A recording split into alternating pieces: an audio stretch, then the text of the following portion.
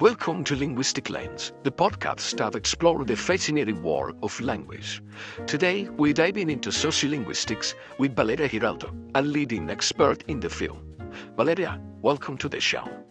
Thanks for having me. I'm excited to talk about this fascinating subject. So, Valeria, let's start with the basics. What exactly is sociolinguistics? Sociolinguistics is the study of the relationship between language and society. It's about understanding how we use language differently, depending on who we're talking to, where we are, and what our social background is. It blends with linguistics, with other social sciences like anthropology, sociology, and social psychology. So, it's not just about what we say, but how we say it and what that says about us. Exactly. Language isn't just a neutral tool for communication. It's packed with social meaning. Think about it. Do you talk to your boss the same way you talk to your best friend? Probably not. Those differences in your language use are what sociolinguistics study. You mentioned social background. How does that influence language? A huge way. We often talk about social dialects or sociolects. People from similar social backgrounds, often defined by factors like education and occupation, tend to use the language in a similar ways. For example, someone with a university degree might use different vocabulary or pronunciation than someone who works in a trade, even if they live in the same city. Can you give us a concrete example?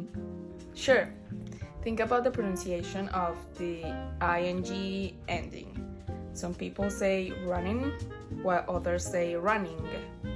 That seemingly a small difference can actually be a social marker. The running pronunciation is often associated with working class speech, while the running pronunciation is more common in middle class speech. So, there's little differences can reveal a lot about someone's background. Absolutely. And it's not just pronunciation. It can be vocabulary, grammar, even the way we structure sentences.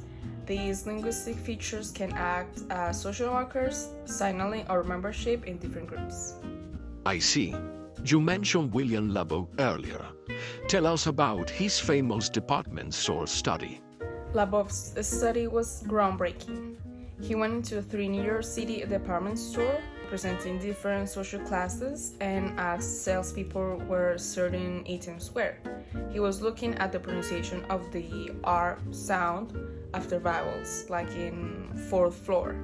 He found that the higher the social status of the store, the more R sounds the same people pronounce. So, the R sound was a social marker in New York City? Yes, in that context. But it is important to remember that these things are context dependent. A similar study in London found the opposite pattern. This highlights how sociolinguistic norms can vary across different regions and communities. That's fascinating. What about other social markers? You mentioned age dropping. Age dropping, where people omit the H at the beginning of words like house, is a common social marker in many English dialects. It is often associated with lower social status. Similarly, using N instead of ing at the end of words like sitting is another example. So, these features can be quite stigmatized, right? Yes, unfortunately. They are often perceived negatively, even though they're just features of different dialects. This is where the concept of prestige comes in.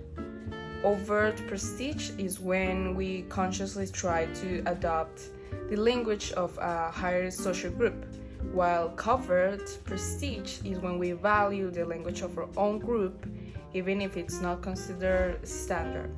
It's like a balancing act between fitting in and standing out. Exactly.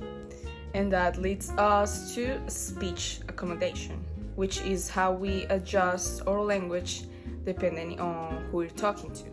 We might converge, making our language more similar to theirs, or diverge, making it more different. Like talking to your grandma versus your friends.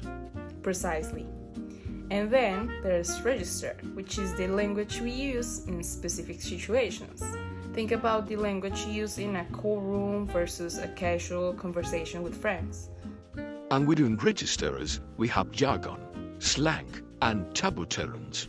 Exactly. Jargon is specialized vocabulary used in specific professions or fields, like legal jargon or medical jargon. Slang is informal language used by particular groups, often younger people, to create a sense of identity. And taboo terms are words we avoid because they're considered offensive or inappropriate. We cover a lot of ground, and even thoughts. Just that, language is incredibly dynamic and complex. Sociolinguistics helps us understand how language reflects and shapes our social world. It shows us that there's no single correct way to speak, and that linguistic variation is a natural and valuable part of human communication. Valeria, thank you so much for sharing your expertise with us today.